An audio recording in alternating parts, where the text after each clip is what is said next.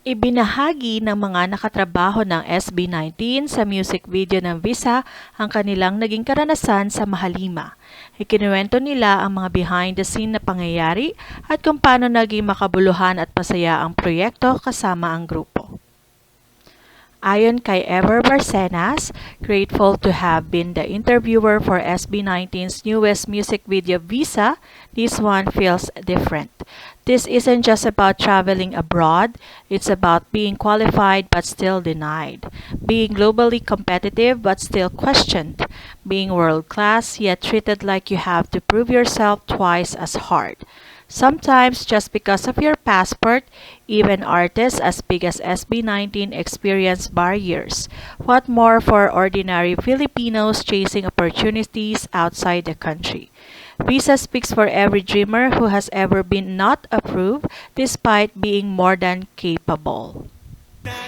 Noong ka-eksena ko, pag-upo ni Josh, siya yung una kong ka-eksena. Sabi niya sa akin, "Hi, ma'am. Ma'am, kanina ka pa po siguro dito, no? Siguro pagod ka na po.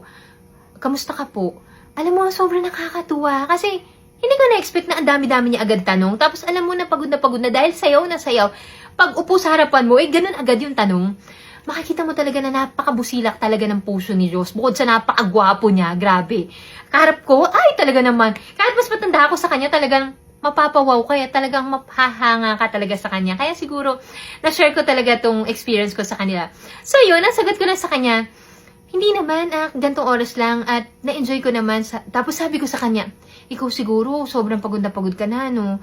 Sabi niya, okay lang yun, ma'am, sanay na kami, ganun talaga. Masaya naman kami. Ay, nakakatuwa naman. Talagang parang hindi mo siya makikitaan ng pagod at talagang makikita mo nag-e-enjoy siya sa ginagawa niya. Ganun talaga, pag nakikita mo marami siyang napapasaya o nakikita niya siguro marami siyang napapasaya mga tagahanga niya, which is alam naman nating napapasaya talaga. Sunod, after no, sabi niya sa akin, thank you ma'am, tapos ng eksena namin. Sunod ko namang kay eksena si Stel. Pag upo ni Stel, nakangiti agad siya. Gwapo naman neto ni Stel, grabe. Ito yung kumakanta sa ibang bansa na sobrang taas ang boses, nandito na sa harapan ko. Sobrang, parang natameme ako sa kanya. Sabi niya, kamusta ka ma'am? Ano pong name mo? Alam mo, hindi na ako nakapagsalita, hindi na rin siya nakapag-follow up mga questions kasi biglang sabi ni Derek, ano na tayo, game na. Pero makikita mo talaga sa kanya na habang nakakapag eye-to-eye contact kayo, talagang parang nagpapasalamat siya kasi nag-thank you siya. Sabi niya parang, thank you, ganyan, thank you ma'am. Ako nga dapat yung magpasalamat dahil nandun ako sa harapan nila eh. Diba?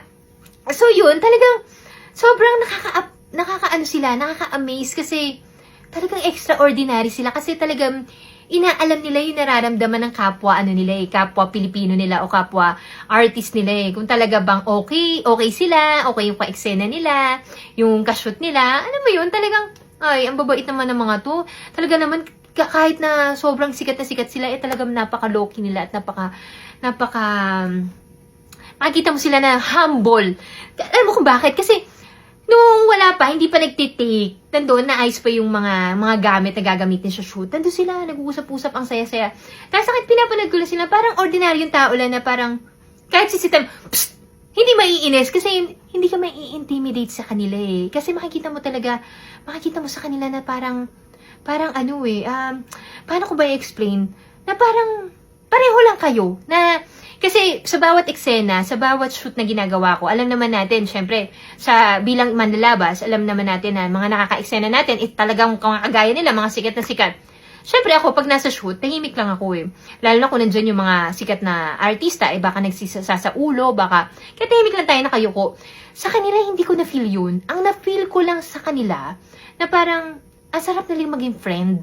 Ang sarap nilang iduluhin. Ako kasi, sa totoo lang, hindi ako basta-basta nagpapapicture sa mga artista. Kasi nga, okay, bakit pa ako magpapapicture? Makikita naman sa TV na ka-eksena mo sila.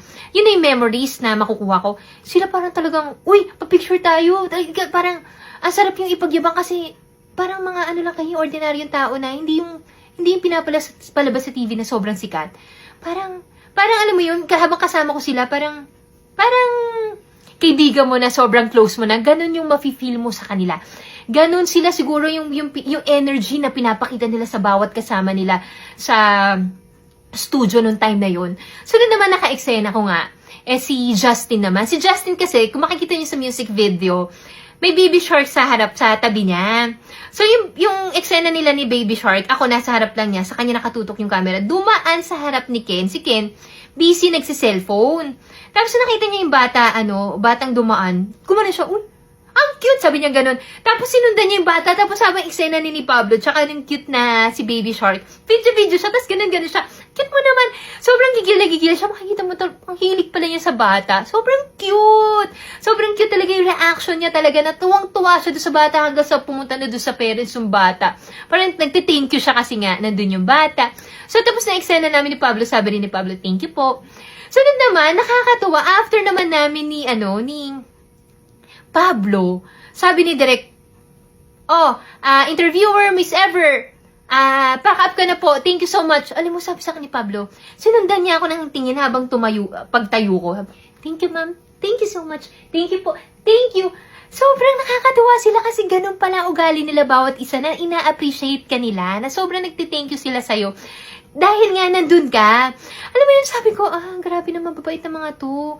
Tapos makikita mo yung yung mata nila na nakatingin sa'yo, na talagang makikita mo na nagpapasalamat sila ng sobra. Grabe, sobrang thankful at sarap sa feeling feeling nung time na yun, dahil nakasama ko ang isang grupo na which is SB19, na talaga naman mga busilak ang puso, at baliktad sila pa yung nagpapasalamat sa akin. Nandito po ako sa harap nyo para sa ating mga 18s, sa mga nanonood, para magpasalamat at patuloy po nating suportahan sa ating mga 18s. Suportahan ng SB19 dahil hindi lang po sila sumisimbolo ng kabutihan. Dinadala po nila ang ating, bukod sa dinadala po natin ang ating bansa, talaga namang isa silang simbolo ng isang busilak puso, ng isang talentadong Pilipino, at dapat talagang hangaan. Suportahan po natin sila sa nalalapit po nilang concert. Again, maraming salamat po sa inyong lahat. Oh my God! Oh my God! Ate, ano mo, buong araw akong kinikilig. Buong araw akong kinikilig dahil doon sa music video ng SB. Diyos ko! You guys have no idea kung gaano ko mamamatay, nakakapigil kung paano ko sasabihin. Gusto ko magwala nung na-receive ko na yung chat ni Stella. So, ito na nga, how did I land in this role? Paano to? Nag-message sa akin si Stella. Hindi ko napansin na nag-message pala siya sa akin sa TikTok. Actually, for the longest time. For the longest time kasi, mutuals na kami ni Stel sa TikTok. Kaso sa IG, hindi pa. Naka-off naman yung notification ko dito sa TikTok. So, sa IG siya nag-message. Sabi ko, sino ba itong hindi naman masyadong sikat? Sino ba itong parang saktuhan lang? Sabi ko, anong chat niya, parang hello pa lang nga lang ata, I can't remember, basta may opening spiel, napaganyan na ako, naloka na ako, tapos sabi niya, available ka ba ng gantong date? Sabi ko, actually may ganap ako nung araw na yun, girl, kinancel ko talaga! Eto na! Tapos nagkaroon na ng break. I just took a break for like a few hours. Tapos doon kami kumain, nakakatulog na ako sa sofa. Tapos ito na nga, nung scene ko na with the SB19,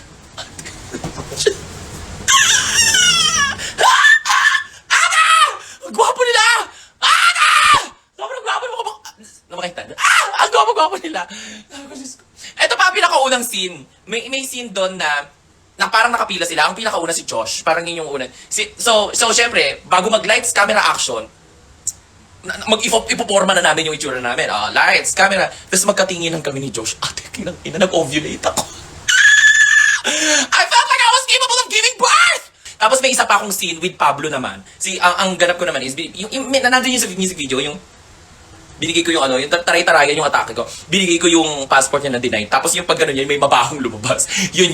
Tapos, nung scene with Pablo, ginanyan ko. Tapos, pagkabigay, umarte lang si Pablo, tapos sabi ng director, cut!